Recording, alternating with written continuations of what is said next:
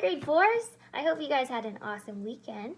We are going to start a new unit in math today on fractions. So most of you probably remember what a fraction is from last year, but if you don't, that's okay. We're going to review last year before we get into comparing them and making it a little bit more complicated. So the first thing I'm going to show you is what is a fraction? Well, a fraction is what you use to represent parts of a whole. So it looks like this. This fraction shows 1/2. So if I said, can I have 1/2 of your chocolate bar? I would write it out like this. This is one piece out of the two pieces that we create when we cut it or break it in half. The top number is called the numerator, and it's how many fraction pieces you have. The bottom number is called the denominator, or the whole, and it's how many fraction pieces your whole is broken into.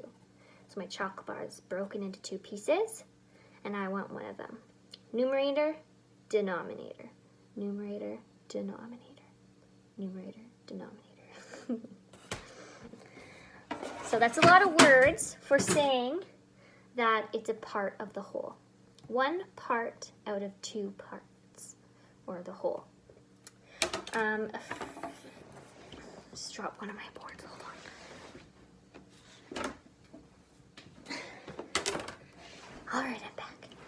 So we're gonna be starting simple today, and all you're gonna have to do is write fractions for basic shapes. So you might see a circle fraction. So I would first say, okay, how many pieces do I have? I have 1, 2, 3, 4. That's my whole. How many are shaded in, or how many parts of the fraction? 1, 2. So what that says is 2/4, or you'll usually hear it called 2/4, because when we cut something into 4, we call it quarters. Just like a dollar. When we have 4 quarters, we make a dollar, or a whole dollar. This one, we have 3 parts that making up the whole, and we've shaded in one of those parts. So the fraction is 1/3. We don't say it like 1/3, we say 1/3. This one has 1, 2, 3, 4, 5 parts of the whole, and we've shaded in 2 of them.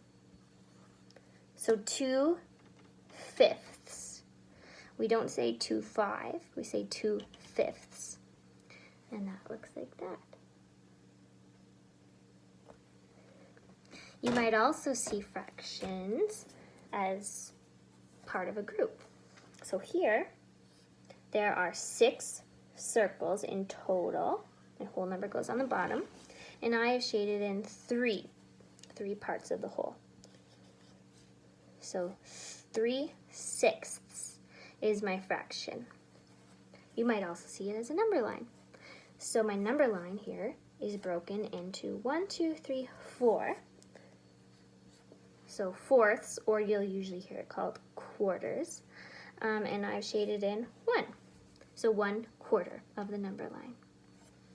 So you are going to be working in your, no, you're not working your jump math, that's tomorrow. You are going to be solving a simple fraction equation today, and then that's what we're going to be focusing on for the week. I hope you've been doing a little bit of stuff at home last week. Maybe you were on the Weebly, maybe you followed the math schedule that I put up online. Either way, I hope that you're practicing your math facts still, and I can't wait to hear from you. I miss you guys very much, and I'll talk to you soon. Bye!